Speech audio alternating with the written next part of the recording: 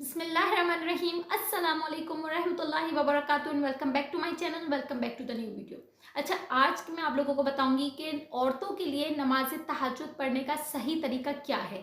ठीक है ना, इसमें मैं आपको बताऊंगी कि हमें किस तरीके से नमाज पढ़नी है। सेकंड में आपको बताऊंगी कौन सा वक्त है नमाज पढ़ने का औरतों के लिए।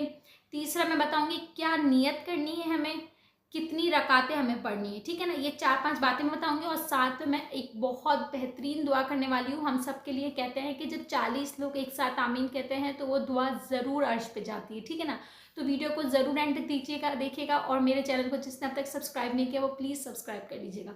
अच्छा जी, तो सबसे पहले आ जाते हैं कि इसका वक्त। ठीक है ना, सबसे पहले बताती हूँ कि क्या वक्त है इसका तहज्जुद का। देखिए, हम जब इशा की नमाज़ पढ़ते हैं तो इशा की नमाज़ के जब हम 4 फ़र्ज़ पढ़ लेते हैं ना, उस 4 फ़र्ज़ के बाद से हमारा तहज्जुद का वक्त शुरू हो जाता है। ठीक है ना, हम चाहे तो इशा की नमाज़ कंप्लीट करके भी हम पढ़ सकते हैं और 4 फ़र्ज़ के बाद भी हम तहज्जुद की नमाज़ पढ़ सकते हैं, लेकिन अफ़ज़ल टाइम क्या है मैं वो भी बताती हूँ। ठीक है ना, तो इशा की फ़र्ज़ नमाज 4 फ़र्ज़ के बाद से हम इसके टाइमिंग शुरू हो गए और सहरी का जो वक्त होता है ना, हम जिस वक्त हम अपने जिस सिटी में रह रहे हैं और जो हमारा सहरी का उमूमन टाइम होता है वो टाइम तक हमारे पास टाइम होता है तहज्जुद की नमाज़ पढ़ने का। ठीक है ना, अब आपकी मर्ज़ी है, आप इसमें से किसी भी टाइम पढ़ो, लेकिन जो सबसे अफ़ज़ल वक्त माना जाता है ना कि जहाँ इसका अजर ज़्यादा मिलता है, तो वो वक्त है सहरी का वक्त। कि जब आप सहरी बंद करने का टाइम कर रहे हो तो ये सहरी की तैयारियां कर रहे होते हो, ये वो वक्त होता है कि इस वक्त तहज्जुद का पीक टाइम होता है। ठीक है ना, और उस दौरान तहज्जुद की फजीलत भी ज़्यादा हो जाती है, इसका अजर भी ज़्यादा मिलता है और इसके जो आप दुआएं मांगते हो वो डबल दर्जे से कबूल होना चाहिए। ठीक है ना, ये तो मैंने आपको बता दिया है इसके टाइमिंग्स। ठीक है ना, अब मैं आपको बताती हूँ कि इसमें हमें कितनी रकातें पढ़नी है। ठीक है ना, देखिए उमूमन अगर हमारे पास बहुत शॉर्ट टाइम है, हम बिल्कुल एट फजर की टाइमिंग से पहले पहले उठे हैं और हमारे पास टाइम नहीं है, तो हम कम से कम 2 पढ़ सकते हैं। ठीक है ना, 2 रकात नफिल भी पढ़ सकते हैं नमाज तहज्जुद के और ज़्यादा से ज़्यादा जो है ना वो 12 पढ़ सकते हैं। ठीक है ना, लेकिन कहते हैं कि अगर आप पढ़ रहे हो नमाज तहज्जुद तो आप एटलीस्ट 4 रकातें पढ़ा करो। ठीक है ना, अब 4 रकातें जो पढ़नी है वो हम एक साथ 4 रकातें नहीं पढ़ सकते। ठीक है ना, नहीं पढ़ते, हमें 2-2 करके पढ़नी है। आप 4 रकातें अगर आप पढ़ रहे हो तो आप 2-2 रकातें करके पढ़ो। आप अगर टाइम कम होने की वजह से पढ़ रहे हो तो 2 रकात पढ़ लो, और ज़्यादा पढ़ रहे हो बहुत अच्छी बात है अल्लाह की मोहब्बत में, तो आप 12 रकातें 2-2 रकातें नफिल करके भी पढ़ सकते हो। ठीक है ना, अच्छा अब मैं आपको बताती हूँ कि हमें इसकी नियत किस तरीके से करनी है। देखिए, हमें नियत बांधनी है, इसकी कोई ख़ास नियत नहीं होती है। हम जैसे नॉर्मल हम नियत करते, देखिए कहते हैं कि जो हम नियत दिल में करते हैं ना तो भी कबूल करने वाला अल्लाह की ज़ात है, क्योंकि हम तो पढ़ ही उसके लिए रहे हैं। ठीक है ना, लेकिन ज़बानी है कि ये आप करो तो ठीक है, नहीं करो तो भी अल्लाह कबूल करने वाला है।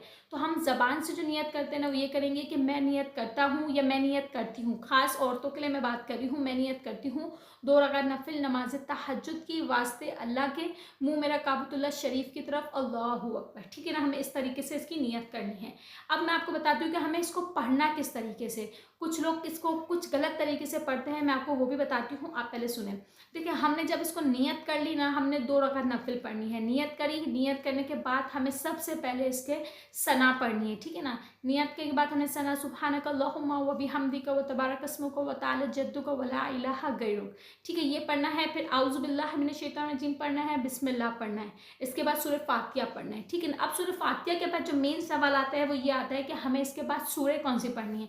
देखें, हम जो भी सूरत पढ़ेंगे ना वो कबूलियत का दर्जा रखती है, क्योंकि हम इतनी अफजल नमाज पढ़ रहे हैं और इस पढ़ने भी उस वक्त रहे हैं कि हाँ अल्लाह पाक ने हमें इसकी तौफीक दी तो हम पढ़ रहे हैं। ठीक है ना, तो आपकी मर्जी है जितनी अच्छी और जितनी खुशू को खुजू के साथ आप नमाज पढ़ रहे हो, कितने खुशू व खुजू के साथ आप बड़ी सूरत पढ़ोगे उतना ही इसका अजर है। ठीक है ना, मिनिमम अगर आप चाह रहे हो तो आप सूरह इखलास भी पढ़ सकते हो। ठीक है ना, एटलीस्ट 3 टाइम आपको पढ़नी होती है, आप 3 टाइम ये सूरह इखलास पढ़ो या कोई भी सूरह पढ़ो, आपकी मर्जी है जो आपको याद हो। इसी तरीके से हमने जब ये पढ़ लिया फिर हमें रुकू में जाना है, रुकू करना है, रुकू के बाद सुभान रब्बिल अज़ीम सुभान रब्बिल अज़ीम सुभान रब्बिल अज़ीम 3 दफ़ा, 5 दफ़ा या 7 दफ़ा। ठीक है ना, आपकी मर्जी है, कोई ऐसी पाबंदी नहीं है। ठीक है ना, इसी तरीके से हमने ये सब कुछ पढ़ लिया, सजदे पे गए, सजदा करने के बाद जब हम दूसरी रकात में जाएंगे सेम टू सेम यही प्रोसेस करेंगे, लेकिन दूसरी रकात के बाद हमें सलाम फेरना है, क्योंकि 2-2 रकात करके पढ़ी जाती है।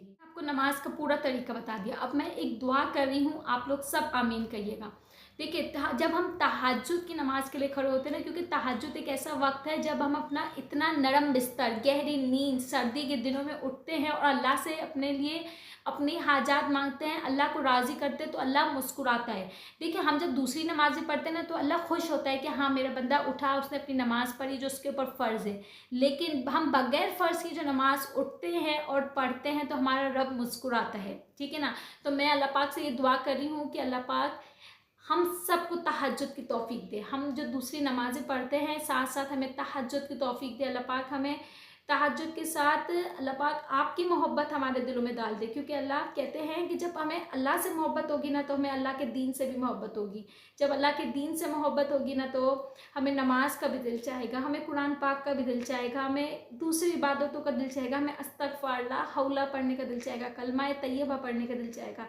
हमारा दिल चाहेगा अल्लाह पाक कि हम दुनिया में क्यों इतना हम दूसरों में मसले, दुनिया की परेशानियों में, दुनिया के उलझनों में से हम थोड़ा अपना वक्त निकालें। दुनिया के इतने बिजी शेड्यूल है, दूसरों की बुराइयां करने में, दूसरों से बातें करने से हम थोड़ा परहेज़ करें और अल्लाह पाक हम तुम्हारे आगे सजदा करें, हम 4 सजदा कर ले तुम्हारे आगे। अल्लाह ऐसी हमें मोहब्बत डाल देना, हमें ऐसी मोहब्बत डाल दे अल्लाह कि हमें दुनिया की मोहब्बतों से थोड़ा दिल उकताने लगे और हमारा दिल, हमारे कल्बे सुकून हमें सजदे में मैसर हो जाए। अल्लाह ऐसे हमारे दिल में अल्लाह आपके लिए, तहज्जुद के लिए, अल्लाह तेरे दीन के लिए हमारे दिलों में ऐसी मोहब्बतें डाल देना। अल्लाह हम तेरी मोहब्बत के तलबगार हैं, तो हमसे राज़ी हो जाए। आमीन सुम आमीन। बस मेरी वीडियो आज यहीं तक थी, मिलते हैं नेक्स्ट वीडियो में। टिल देन अल्लाह हाफिज़। और एक सबसे बड़ी बात, जो लोग भी किसी भी मसले में है, किसी भी परेशानी में है, आप लोग मुझे कमेंट्स कर सकते हैं, मैं आपको हर कमेंट्स का जवाब भी दूंगी और इसका जो भी हल होगा इंशाल्लाह आप लोगों के साथ ज़रूर शेयर करूंगी। अल्लाह हाफिज़।